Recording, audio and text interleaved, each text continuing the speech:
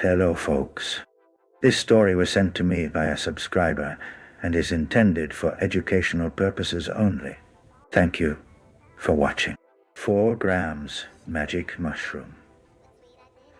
The Great Disco Banana Heist.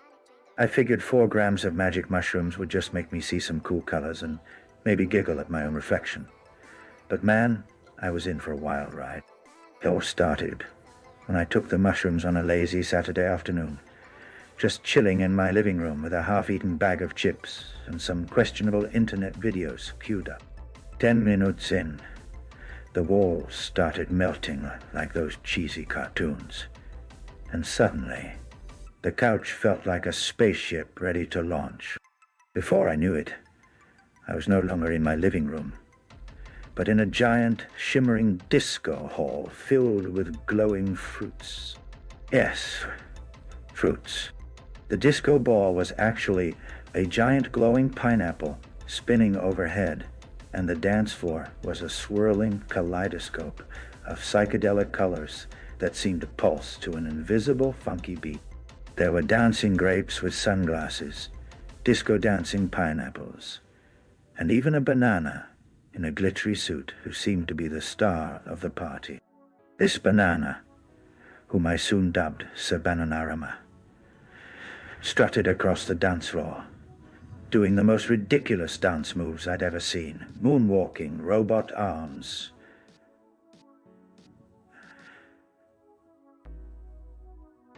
and some serious shimmy.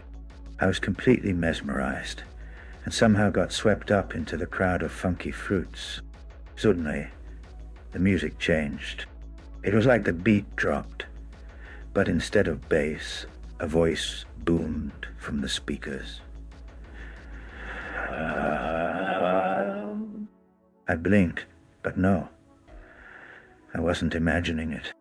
This was a full-on disco heist, and I was apparently a contestant.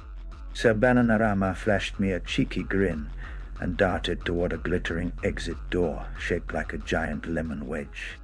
The chase was on.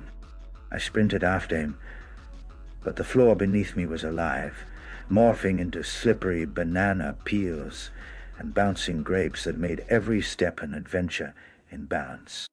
I stumbled over a rogue watermelon slice that had taken on the shape of a pogo stick, and for a moment I bounced uncontrollably, narrowly missing a disco-dancing Kiwi who gave me a thumbs up. As I regained my footing, Sir Bananarama was nowhere in sight. Suddenly, the walls of the disco hall dissolved into a swirling mist of neon colors, and I found myself in a jungle, but not just any jungle. A jungle where every plant and animal was grooving to the funk. Trees bobbed their branches like disco dancers, and parrots squawked funky rhythms. I heard a rustling behind me and spun around to find a troop of dancing monkeys offering me a banana microphone. "Sing to distract the banana," one of them urged with a cheeky grin. I took the mic and without thinking belted out the weirdest, most off-key version of Stayin' Alive you could imagine. The monkeys joined in, and suddenly the jungle was a wild party. Sir Bananarama appeared atop a glittering tree stump, clapping his hands to my offbeat singing. "You've a spirit, human, but the prize isn't just fruit salad. It's something far funkier," he declared. Before I could respond, the ground trembled and split open, revealing a glowing portal shaped like a disco ball. Sir Bananarama jumped in, gesturing for me to follow. I dove through, feeling like I was spiraling down a neon tunnel made of glitter and bass lines. When I landed, I was back in my living room. The bag of chips was empty. The TV was still playing some ridiculous cat video, and my phone was buzzing with texts from friends wondering why I hadn't replied all day.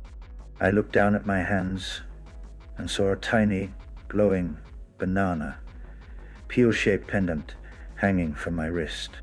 Sabananarama's parting gift, I supposed. A reminder that sometimes even the weirdest trips come with the grooviest souvenirs.